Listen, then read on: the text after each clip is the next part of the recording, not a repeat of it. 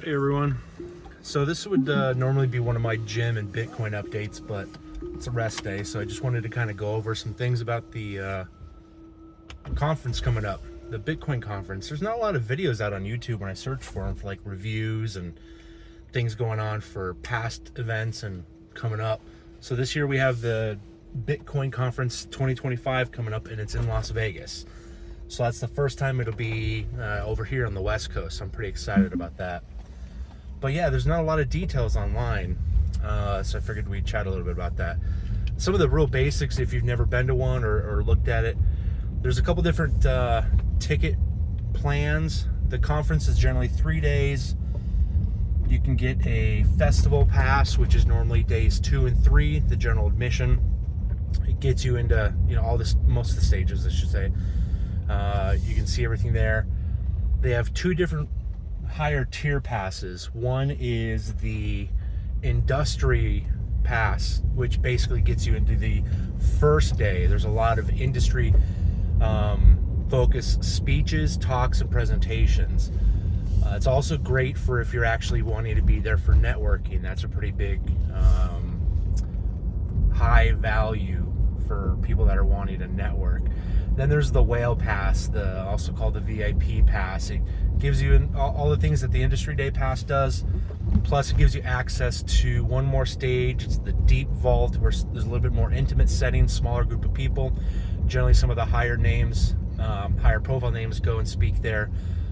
Some opportunities for some question and answers, a couple other perks and things along those lines. There's some other things that are being in the works, according to Dave Bailey, for this next year. Some Nakamoto pass, and then for those of you that have the whale pass, there's generally kind of a last minute push, at least this year there was, to get like an alpha whale pass, which is even more. So those are the 3 ticket tier prices. One of the key things to do if you ever want to get a ticket is buy it as soon as you know you want to go. The sooner you buy the ticket, the cheaper it is. The cheapest you'll generally ever be able to get the ticket is for the next year's conference on the last day of the current conference. So as soon as they go on sale, as soon as they announce where the location is, that would be the best time to buy a ticket for the next event. Other than that, generally look for discount codes. Everybody gets a discount code for 10% off when you sign up, so everybody just has one. Look on Twitter, X, and Reddit, Instagram, your favorite influencers. Everybody's got 10% off. But occasionally for big deals, big sales, holidays, they'll have other discounts. Like right now they got one for 21% off. They had a Mother's Day one for a few days. That was 50% off. And as far as a last minute ticket meeting, within a month to go, that was a pretty big discount, pretty substantial. And that worked on all 3 ticket tiers. So what goes on at the conferences? Well, a ticket will get you in to be able to see a lot of talks, speeches, presentations by obviously the people that you want to see.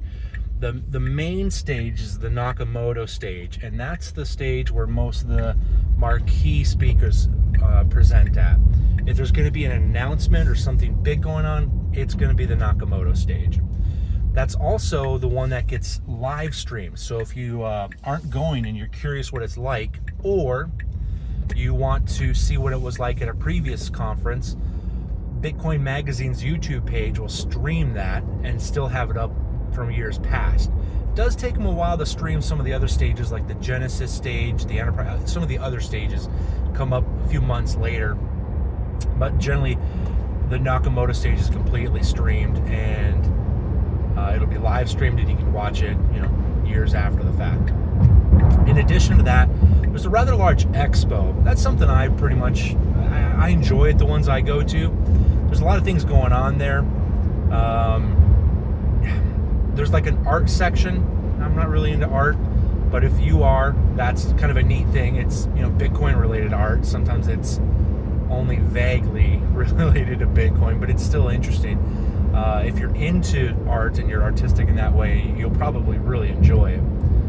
At least that's what some of my artistic minded friends tell me. There's a lot of mining going on there. You can actually see like Marathon and Riot are generally 2 of the big miners that have a presence there. Sometimes there's some of the overseas one like Canon, a couple of the other ones, kind of hit or miss depending on how big Bitcoin is right around that time.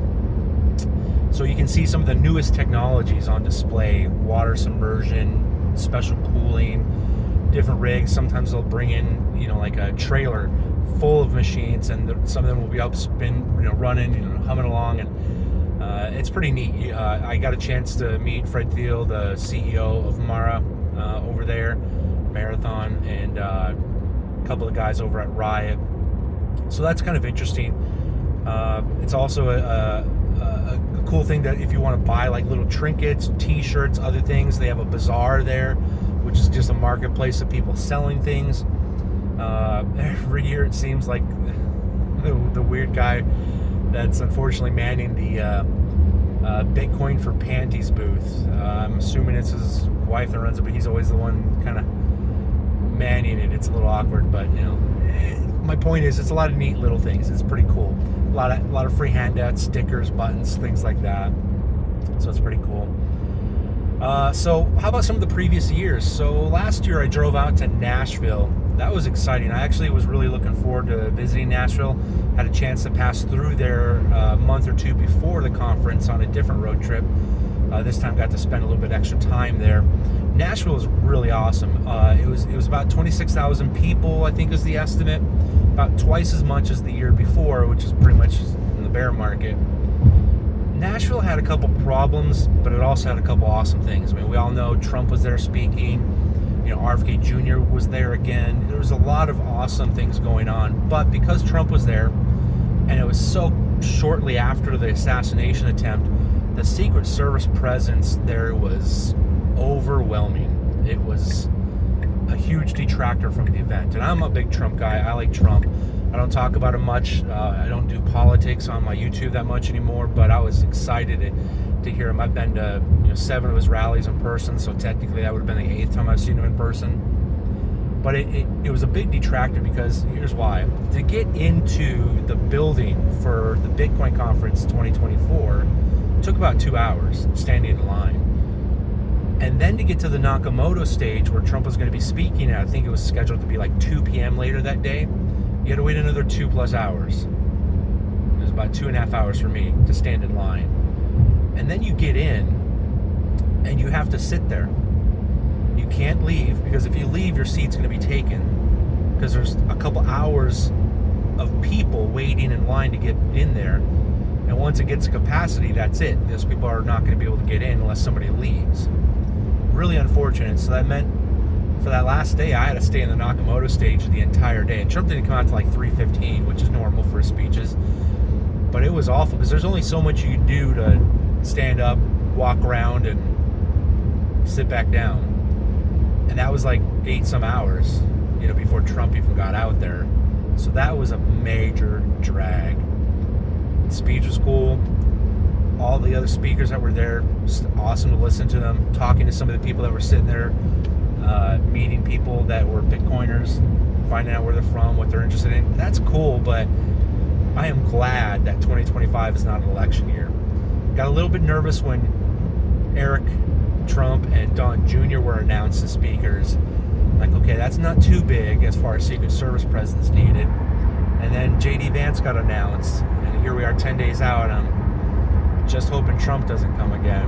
It feels weird to say that, but I'd love it to be more focused on Bitcoin than politics, even though I love politics.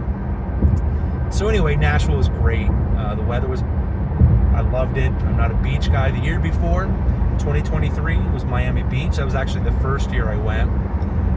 It was about 13,000 people. In fact, the Nakamoto stage was in a huge auditorium that was about a third capacity of seats. I mean, it was a huge empty space, and it wasn't even really all that filled until like some of the big names came up, like Michael Saylor and a couple of the others that everybody wants to hear and see. And I'm not a beach guy, but I went out to the beach when I was there. It was kind of cool. The conference center in Miami was just within walking distance, like a block or two of the beach, so it wasn't that hard to get out there. There's no way I'm going to visit Miami and not go to the beach, but I went there, put my feet in the water, took a couple pictures, for the Instagram, and then that was it. That was interesting for the first year I went. So what's going on this year? Pretty exciting, because it's Vegas, it's the West Coast. I'm really excited for this year. Obviously, Bitcoin's even higher than it was last year, so the hype is there. We hit 100,000. We're above 100,000 now. We'll probably be 100,000 or higher during the conference. Who knows what happens? Maybe something will get announced. I'm pretty excited.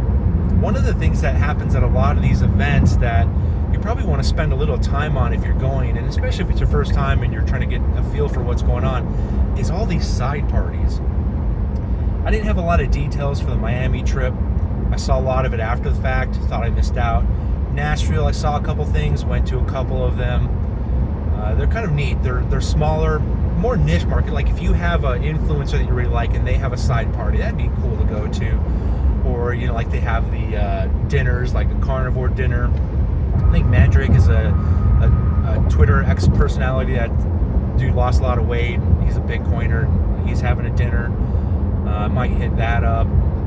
My point is there's a lot of side events going on that you need to spend a couple minutes on. There's, you know, the Bitcoin week where the website, b.tc, will list them, but that's like 1/4, maybe 1/5 of what's actually going on. Those are kind of the accepted or sponsored events going on. But there's a lot of other ones. Vegas, unfortunately, it feels like 90% of the side events and parties going on are all at nightclubs. I'm not really a nightclub guy. Like I have no desire to go to a place that's dark, loud, nearly impossible to have conversation with people that you've never met before, and that you have to have a dress code, you know, in the summer. Like that's not my style.